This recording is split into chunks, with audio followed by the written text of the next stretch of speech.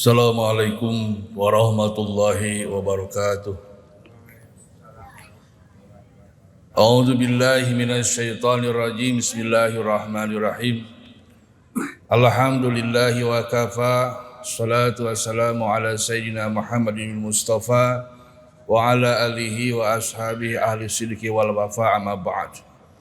Hadirin jamaah Masjid Al-Jabar rahimakumullah. Puji dan syukur marilah kita panjatkan kehadirat Allah Subhanahu wa taala. Salawat dan salam semoga tercurah limpah kepada baginda alam Nabi besar Muhammad sallallahu alaihi wasallam beserta seluruh keluarga, para sahabat, para pengikutnya dan tentu kita sebagai umatnya.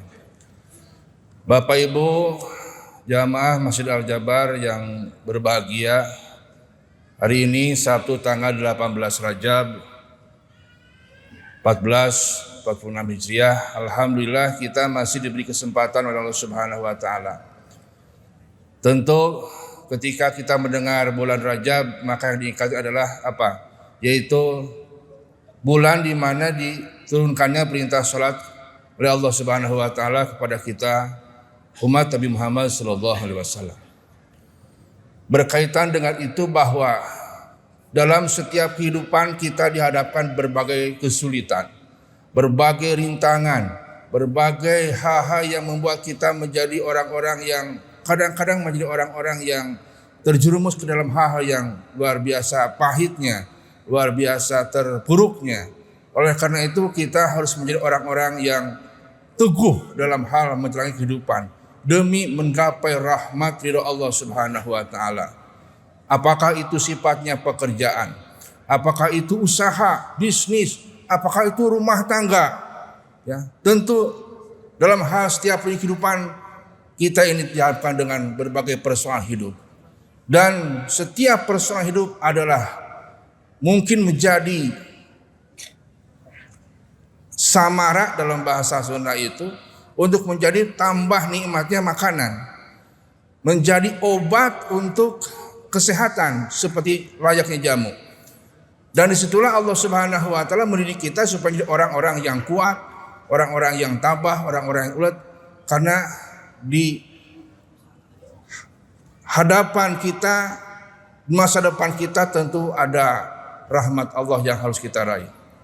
Allah Subhanahu wa taala berfirman dalam Al-Qur'an, A'udzu billahi minasyaitonir rajim. Bismillahirrahmanirrahim.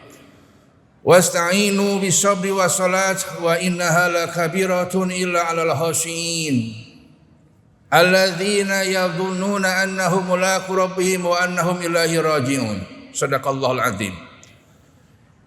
Wasta'inu bisabri wassalat, kata Allah Subhanahu wa taala, mintalah pertolongan kepada Allah Subhanahu wa taala dengan cara sabar dan salat. Ini dua perintah Allah sebelum kita memohon pertolongan kepada Allah Subhanahu wa taala. Kenapa? Sebab pertolongan Allah Subhanahu wa taala tidak akan diberikan oleh Allah Subhanahu wa taala kepada kita kecuali kita melaksanakan apa yang diperintahkan Allah Subhanahu wa taala terlebih dahulu, yaitu dengan cara sabar dan salat. Apa itu sabar? Sabar itu menurut bahasa Sunda nama ngawayahnakeun perkara anu keur dilaksanakeun, anu keur dirandapan.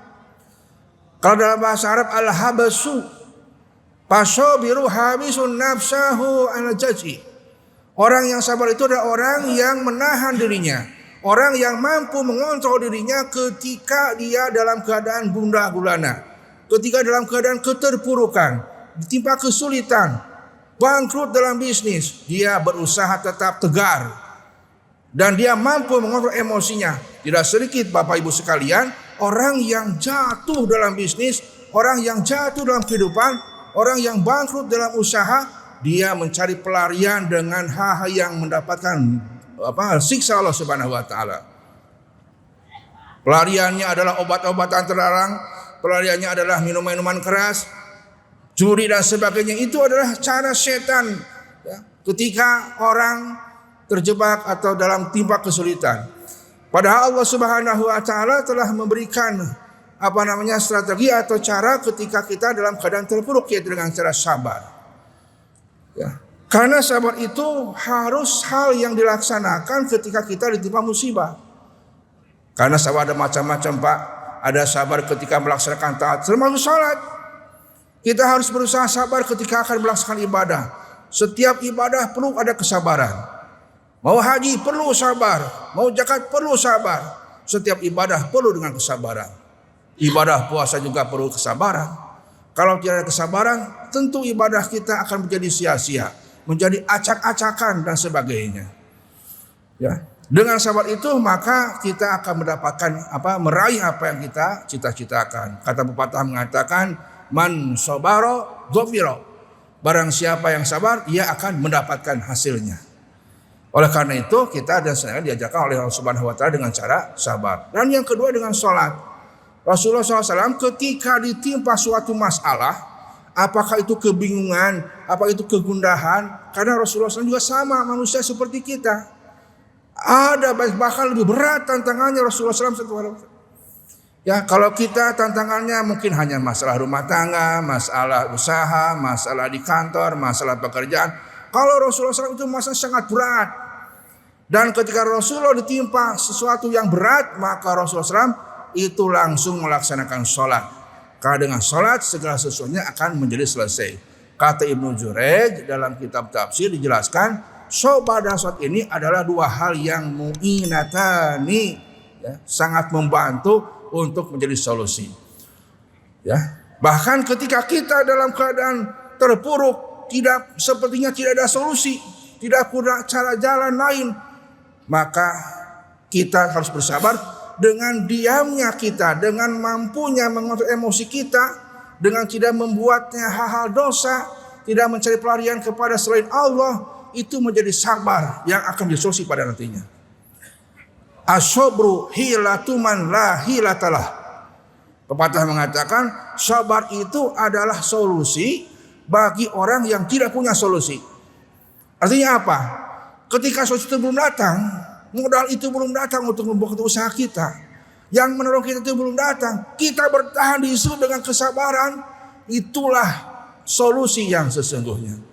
Dengan bertahan seperti itu, maka kita akan menjadi orang-orang yang ditolong oleh Allah Subhanahu wa taala. Dan kata Allah Subhanahu wa taala dalam Al-Qur'an, wa innaha lakabiratun illa 'alal khashiin. Memohon pertolongan kepada Allah Subhanahu wa taala dengan cara salat dan sabar itu ternyata berat. Berat, saqilatun, berat luar biasa. Makanya suka ada gangguan, Pak. Bu, kita mau salat itu banyak sekali alasannya. Inilah, itulah, masak belum selesai lah, pekerjaan belum selesai lah, ya. Berat sekali. Tetapi kata Allah Subhanahu wa taala ada pengecualian, illa 'alal khashiin. Kecuali bagi orang-orang yang khusyuk. Salat dan sabar itu bagi orang yang khusyuk tidak berat. Karena mereka adalah orang-orang yang diberikan petunjuk oleh Allah Subhanahu wa taala. Siapa mereka itu? Dalam lanjutan ayat mengatakan Allah berfirman, alladzina yadunnuna annahum mulaqu rabbihim wa annahum ilaihi rajiun. Mereka adalah orang-orang yang khusyuk, itu adalah orang-orang yang yadunnuna ayyukinuna, mereka itu yang meyakini, ya, yakin seyakin-yakinnya bahwa mereka akan dipertemukan dengan Tuhannya. Kita yakin Pak akan bertemu dengan Allah, harus yakin. Pulang itu ke akhirat kemana? Ke rahmatnya Allah, ke usaha Allah. Tentu ke rahmatnya Allah, kita harus yakin. Nah, kalau dalam diri kita sudah ada keyakinan seperti itu, maka kita termasuk orang-orang yang khusyuk, yang ketika kita disuruh Allah Subhanahu wa taala meminta pertolongan dengan cara sabar dan salat, kita akan merasa ringan. Wa annahum ilaihi rajiun, dan sesungguhnya mereka itu yang khusyuk itu adalah orang-orang yang akan kembali kepada Allah Subhanahu wa taala. Maka disitulah kita dalam menghadapi situasi seperti ini, serahkan semua kepada Allah Subhanahu wa taala. Seluruhnya kita pasrahkan kepada Allah Subhanahu wa taala. Dengan sabar terus kita berusaha, dengan salat kita bermunajat memohon kepada Allah Subhanahu wa taala, maka setelah itu biarlah Allah yang akan menyelesaikan segala urusan, segala kesulitan kita di hadapan dunia ini. Bahkan dalam hal ini, dalam menghadapi kita ini, salat itu bukan hanya sekedar kewajiban, tetapi salat ini adalah seperti kebutuhan yang sangat penting buat kita.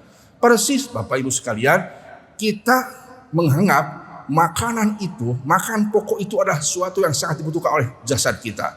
Maka sholat adalah sesuatu yang sangat dibutuhkan untuk hati dan rohani kita. Sehingga kita dalam menjalankannya tidak terbebani hanya sebatas kewajiban, tetapi kita membutuhkan Allah Subhanahu wa taala dengan cara melaksanakan sholat 5 waktu, bahkan dengan sholat-sholat yang lainnya. Mudah-mudahan dengan kultum ini, momen Isra Miraj, kita semakin dikuatkan ya secara lahiriah dengan makanan, tetapi secara batiniahnya dengan kesabaran yang luar biasa, dengan meningkatkan kualitas sholat kepada Allah Subhanahu wa taala. Hafidu ala sholati wa sholatil wusta, jagalah sholat dan sholat asar. Sesungguhnya itu adalah perintah Allah Subhanahu wa taala yang kita harus rela dan ikhlas menjalankannya karena Allah Subhanahu wa taala. Mudah-mudahan ada hikmah dan manfaatnya, khususnya buat saya, umumnya buat hadirin jamaah rahimakumullah. Mohon maaf apabila ada yang kurang berkenan. Wal afu minkum wallahul muwaffiq ila aqwamit thoriq. Assalamualaikum warahmatullahi wabarakatuh.